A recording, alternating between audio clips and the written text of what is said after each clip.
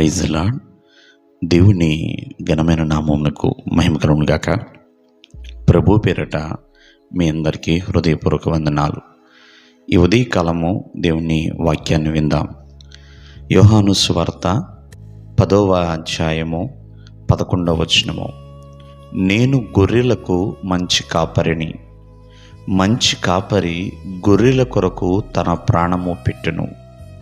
ప్రియమైన వర్లరా, మరి ఇక్కడ దేవుని యొక్క వాక్యం సెలవిస్తుంది.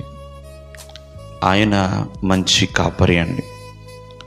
ఎందుకంటే మనము జాగ్రత్తగా ఆలకిస్తే కాపరి ఎలాంటి వాడు అనేది మనము తెలుసుకోవాలి. ఈ రోజున యేసుక్రీస్తు వారు నిజమైన కాపరిగా ఉన్నాడు.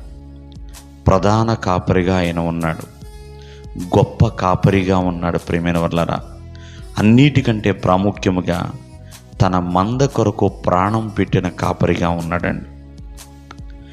ఆయన ఎన్నడూ కూడా తన గొర్రెల్ని విడవడు. ఆ గొర్రెల పట్ల దయ కలిగిన వాడండి. మరి తన ప్రజల యొక్క అవసరతలు ఆయన తెలుసుకున్నవాడు. వాటికి కలవరాలు కలిగిన హృదయం ఉంటే వారి మీద లక్ష్యముంచువాడు. ఆయన మహాశక్తివంతుడు కాబట్టి తన ప్రజలకి ఎటువంటి హాని కలిగించే ఉన్నా వాటి నుంచి ఆయన రక్షించువాడు. చూడండి, ఎంతోమంది గొర్రెలు కాస్తున్న గొర్రెల కాపరులు మనం చూస్తాం. మందతో పాటే ఉంటారు. మంద ఎక్కడికి వెళుతున్నా అక్కడికి వెళుతూ ఉంటారు. అంతేకాకుండా ఆ మంద కాపరిని ఆకర్షించినట్లుగా ఎన్నో విచిత్రమైన శబ్దాలు వారు చేస్తూ ఉంటారు. అవసరమైతే ఆ గొర్రెల దగ్గరే రాత్రంతా పండుకొని కూడా ఉంటారండి. ఎంతో ఓర్పుతో సహనముతో వారు జీవిస్తారు.